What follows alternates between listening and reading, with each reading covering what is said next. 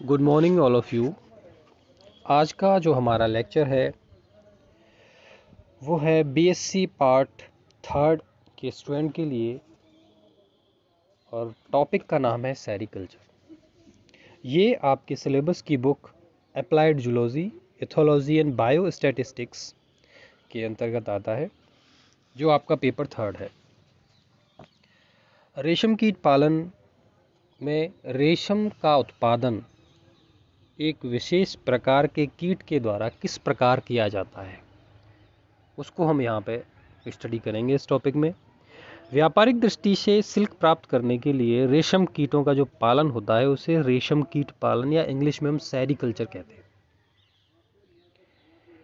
Sericulture के लिए रेशम कीट जो होता है वो एक शलभ जाति का कीट होता है, जो लार्वावस्था के दौरान अपनी लार ग्रंथियों से एक विशेष प्रकार के लिक्विड का सिक्रेशन करता है तथा यह तरल पदार्थ वायु के संपर्क में आने पर सूखकर लंबा, लचीला, चमकीला रेशम के धागे में परिवर्तित हो जाता है। यह किस प्रकार से पूरी प्रक्रिया संपन्न होती है, इसको हम यहाँ पे स्टडी करेंगे। बॉम्बिक्स मोराई जो होता है ये रेशम कीट की पालतू प्रजाति है, जो वैज्ञानिकों ने दो विभिन्न प्रकार के संकरणों से प्राप्त की है। इसकी ऐसी प्रजातियाँ जिनसे एक वर्ष में कई सारे, हमें कह सकते हैं कि रेशम कीट की फसलें प्राप्त,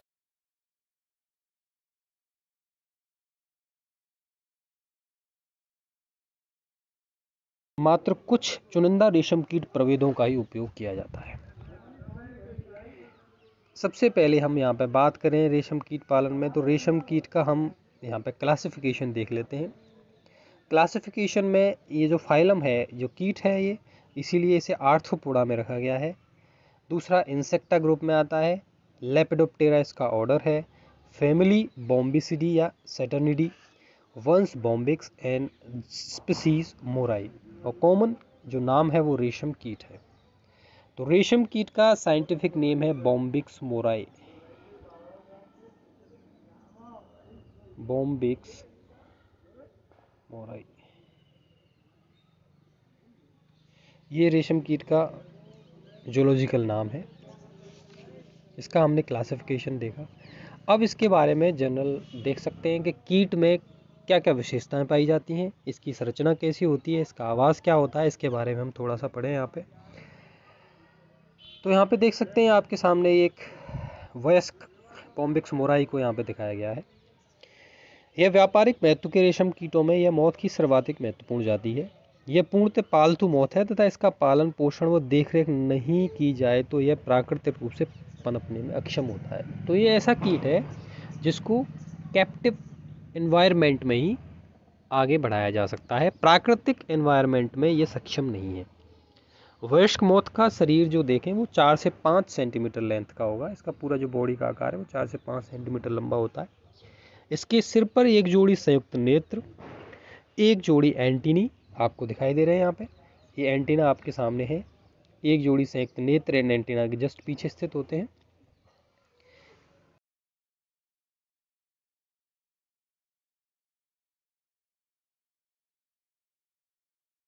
नहीं दिखाया गया है, जो चूसने हेतु अनुकूलित होते हैं। वक्ष पर 2 जोड़ी बड़े पंख हमेशा फैले रहते हैं। आप देख सकते हैं ये लार्ज जो विंग्स हैं इसमें स्थित हैं। पंखों पर छोटे छोटे शल्कों का आवरण देखने को मिलता है। वक्ष पर 3 जोड़ी टांगें भी उपस्थित होती हैं, जो इंसेक्टा का एक विशेष पर्टिकुलर लक्षण होता है। ऑर्थोपोडा में हम जब पढ़ते हैं क्लासिफिकेशन में, तो इसमें 3 जोड़ी टांगें होती हैं। इनमें आवास की बात करें, इनके व्यवहार की बात करें, तो इनमें आंतरिक निषेचन पाया जाता है।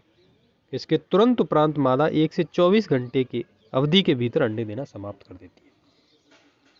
अंडे सदैव सहतूत की पत्तियों के ऊपर दिए जाते हैं। इसमें एक पर्टिकुलर बात है, रेशम कीट का जो होस्ट प्लांट है, रेशम कीट जहाँ पे पाया जाता है, जहाँ पे रहता है, वो सहतूत की पत्तियाँ होती हैं, जिस पे जिलेटिन युक्त पदार्थ से ढके हुए अंडे दिए जाते हैं। अंडों के आकार में गोल व सफ़ेद रंग के होते हैं। धीरे धीरे अंडों में रंग गहरा होता जाता है। वो कुछ अंडे डायपोज का लक्षण भी दर्शाते हैं। Diapause means particular stage, particular environment, अनुकूल एनवायरनमेंट आने तक वो एक सस्पेंडेड डेवलपमेंट की स्थिति में पड़े रहते हैं। वो आगे डेवलपमेंट नहीं दिखाते। जब एक पर्टिकुलर एनवायरनमेंट उनको मिलता है तो वो आगे डेवलपमेंट दर्शाते हैं। तो सस्पेंडेड डेवलपमेंट की स्थिति को हम डायपोज कहते हैं। अंडों का स्फोटन होगा वो 10 दिन के उपरांत होगा तथा इनके कैटरपिलर लार्वे जो होते हैं वो मादा कैटरपिलर लार्वा उत्पन्न होते हैं अंडों से, और मादा एक बार में 400 से 500 तक अंडे देती है। रेशम कीट सहतूत के पेड़ों पर पाला जाता है। इसका लाइफ साइकिल हम देखें, एक डायग्राम में आपको दिखाता हूँ। यहाँ पे ये डायग्राम आप यहाँ पे देख सकते हैं। ये एडल्ट फीमेल के द्वारा 400 से 500 अंडे एग ऑन मलबरी लीफ सहतूत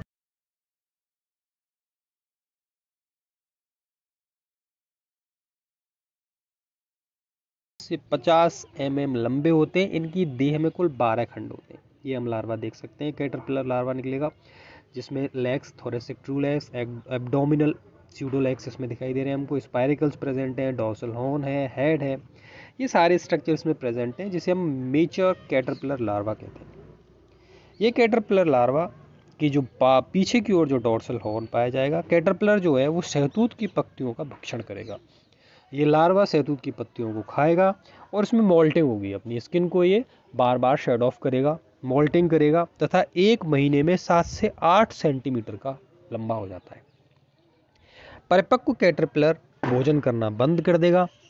इसके शीर्ष भाग में एक जोड़ी लार ग्रंथियां डेवलप हो जाएंगी। यहाँ पे एक बात है कि जैसे जैसे ये मोल्टिंग करेगा, 4th मोल्ट के बाद ये पूरी तरह से मैच्योर कैटरपिलर में कन्वर्ट हो जाएगा तथा इसके हेड रीजन में एक जोड़ी लार ग्रंथियां विकसित हो जाती हैं।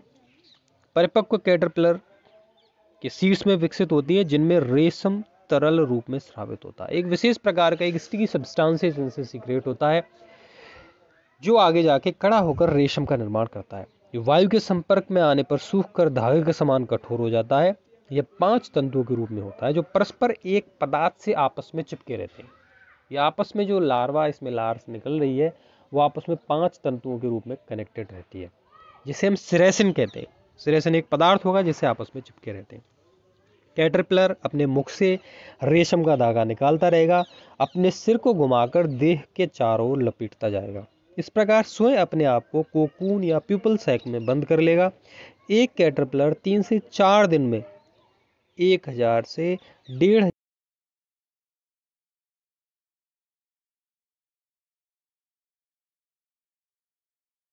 स्पिनरेट जो ग्रंथियां हैं उनसे अपने चारों ओर धागा रूपी संरचना अपने चारों तरफ लपेटता जाता है। करीब 15 दिन के बाद ये एक कोकून के रूप में विकसित हो जाता है। अपने आप को एक कैप्सूल जैसी संरचना में अपने आप को बंद कर लेता है जिसे हम कोकून कहते हैं।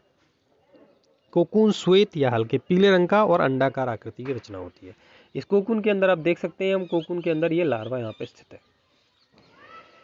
लार्वा के बाद जो प्यूपा होता है उसे क्राइजेलिस या इमेगो बनने में गर्मियों में 1 माह से 3 से 5 माह का समय मिलता है।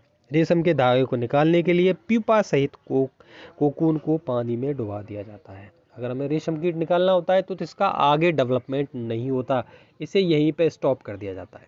इस डेवलपमेंट को आप यहाँ पे देख सकते हैं, यहीं पे स्टॉप हो जाता है। इसको गर्म पानी में डाल देते हैं जिसमें इसका जो प्यूपा होता है वो तो मर जाता है और इसके धागे को कोकून में से गर्म रील के रूप में इसमें लपेट के बाहर निकाल दिया जाता है। और डेवलपमेंट पूरा करना हो तो ये जो क्राइजेलिस है वो आगे जाके एक एडल्ट मेल में बदल जाता है। यदि कोकून को मारकर धागा प्राप्त नहीं किया जाए तो वयस्क बनने पर एक क्षारीय तरल स्रावित करेगा और कोकून के एक सिरे को गला देगा। वो वयस्क स्लव कोकून को तोड़कर बाहर निकलते ही फर्टिलाइजेशन की प्रोसेस होगी, मादा अंडे देगी और 3-4 दिनों में दोबारा से मादा की मृत्यु हो जाती है और जीवन काल 3-4 दिनों का ही इनका होता है। दोबारा से अंडे देते हैं और ये साइकिल पुनः शुरू हो जाता है। इस तरह से हमने देखा कि लाइफ साइकिल ऑफ बोम्बिक्स मोराई में किस प्रकार से हम यहाँ पे सिल्क प्रोडक्शन हो रहा है। इस पूरे जीवन चक्र को, इस पूरे घटनाक्रम को हमने एक YouTube से एक वीडियो लिया है, उस पे हम इसका एक कह सकते हैं एनिमेशन फॉर्म में देख सकते हैं। मैं आपको वो दिखाना चाहूँगा।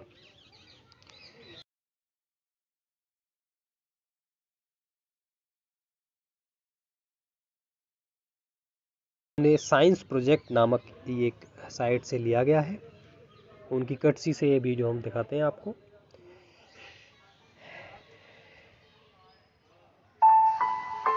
Life cycle of the silk moth. The life life cycle of the silk moth has several stages. ये देख सकते हैं हम, इसमें बहुत सारी स्टेजेस हम आपको दिखाई जाएंगी। सबसे पहले हम यहाँ पे देखें, ये आपके सामने लीफ है जिसपे फीमेल मॉथ आके 300 से 400 के लगभग अंडे देगी, जिनको एग्स हम यहाँ पे दिखाई दे रहे हैं आपको। ये एग्स स्टेज 2 में देखेंगे, egg will be begin to hatch about 2 weeks after being laid. अंडे देने के बाद 2 वीक्स के अंदर ये हैच होते हैं और tiny caterpillar comes out when the egg hatches. These tiny caterpillar are called the silkworm. और इसके बाद जो लार्वा निकल के आएगा उसे हम सिल्क वर्म कहेंगे, सिल्क वर्म मॉथ कहेंगे। The silkworm feed on the mulberry leaves and grow bigger within 3 to 4 weeks. 3 से 4 वीक में ये कैटरपिलर उसको खाएगा और मॉल्टिंग करेगा जैसे मैंने बताया था, और आकार में बड़ा हो जाएगा। The caterpillar then secrete a fiber made of protein which hardens when exposed to air. इसका मैच्योर होने के बाद ये अपने चारों तरफ कोकून को, यहाँ पे देख सकते हैं आप, अपने कोकून को ये अपने चारों तरफ ये कंबाइन कर लेगा। ये देखा हमने, लीफ से आया, लीफ से आके मलबरी लीफ पे गया, इसने लीफ को खाया, अपने चारों तरफ कोकून को सीक्रेट किया। कोकून के अंदर ये लार्वा यहाँ पे प्रेजेंट है। Caterpillar take 3 to 7 days to prepare cocoon. Cocoon the caterpillar changes, leave change.